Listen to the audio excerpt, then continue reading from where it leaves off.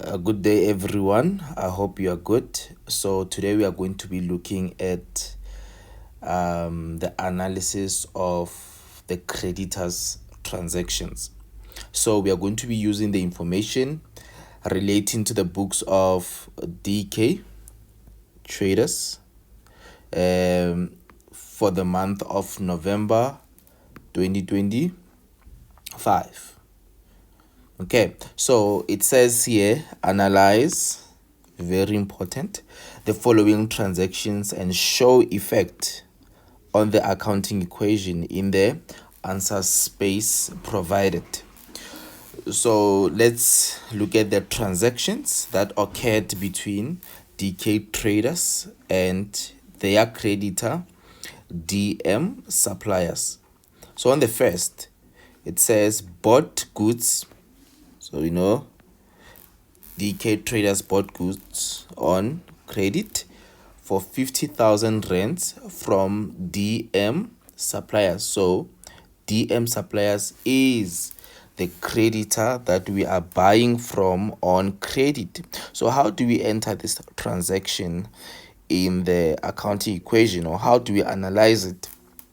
So firstly, they want us to write the name of the source document. So what is the name of the source document that is being issued out when we buy goods on credit? Since we are the customers and we are buying from a supplier, the supplier will issue out an invoice. But since we are the customers, we will get an original credit invoice. Okay, because we are the customers, the customer always gets the original invoice or source document.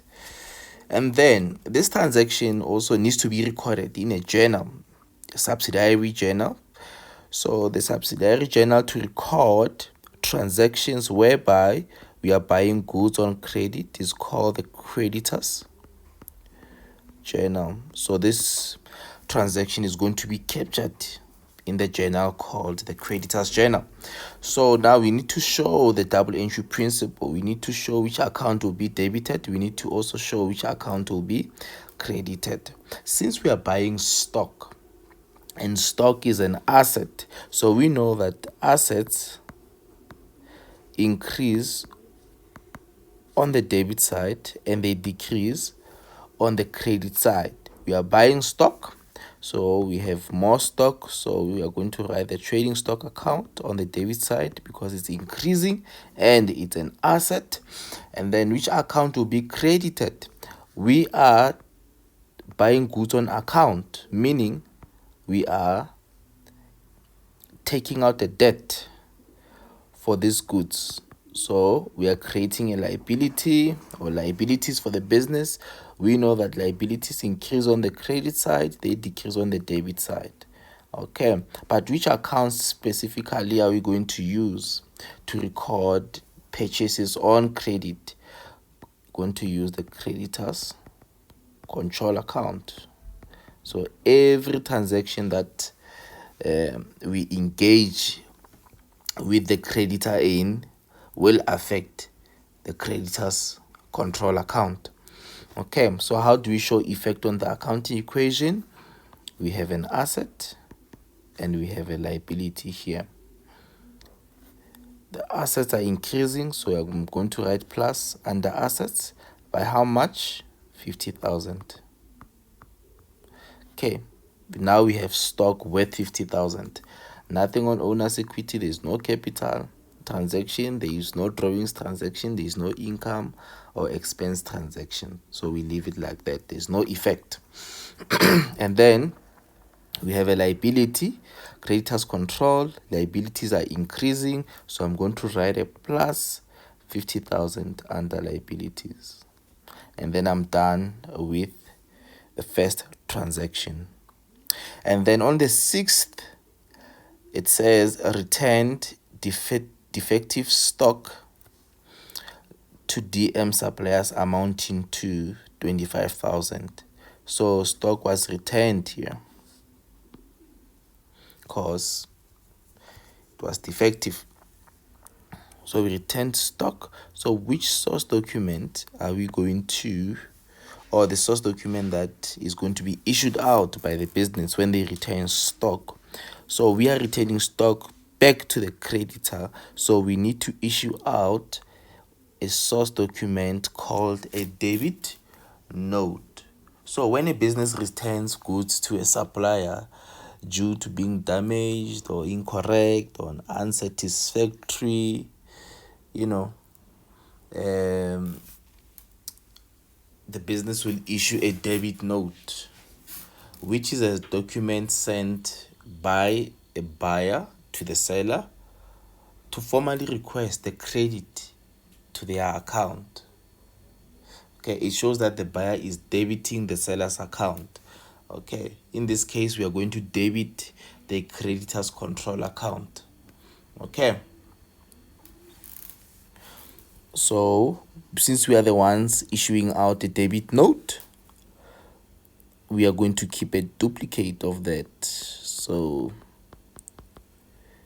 we're going to keep a duplicate debit note. And to confirm the return, the supplier will then issue us with a credit note. Okay, so subsidiary journal for returns is called the creditors allowances journal. Okay, yes. So which accounts are being affected? Two accounts. So we don't have a creditors allowances account like we have a debtors allowances account. We simply reduce the creditors control account. Okay, so the creditors control account, since it's a liability and we're reducing it because we are retaining part of the goods that were bought on credit, we're going to debit it. So we're going to debit the creditors control account. What are we retaining? Trading stock. So trading stock is an asset, so it's decreasing on the credit side because stock is going back to the supplier. So it's going to be trading stock. So we have a liability, you have an asset. Okay, a liability is debited, that means it's decreasing by the amount that is on the debit note, which is 25,000. And then you have an asset. Assets are on the credit side, that means they are decreasing, so you minus 25,000 as well. Should be the same amount for the equation to balance. Okay, and then lastly, on the 25th, made an EFT payment of 10,000. So it's an EFT payment. We know it's cash to DM suppliers to settle a portion of our account. So here we are paying the creditor part of the amount that we owe to them. So since it's an EFT, I know some of you can write bank statement because it can be used as a source of evidence that this transaction took place, or you can simply look at the EFT reference number, or you can simply look at the EFT voucher. Okay, so there are multiple sources that you can consult to confirm this transaction. And then which journal? We know this journal, famous journal, cash payments journal. It's a cash payments journal. Okay, which account is debited? So we are paying the creditor, so we are reducing the credit that we took out, or we are reducing the debt that we have with the creditor. So creditor's control will decrease, our debt with the creditor will decrease, but also because since we are paying and we are using cash, the bank account is going to be affected as well. It's decreasing. The bank is an asset, bank account is an asset, and then the creditors control is a liability. Okay, so that is why bank is on the credit side, because the cash in the bank is decreasing. So we are going to minus the cash that is taken out of the bank account. It's reducing our assets, and then liabilities are also being reduced because of creditors control is debited. So we're going to have 10,000 as well, and then 0 under owner's equity. Thank you. That's it.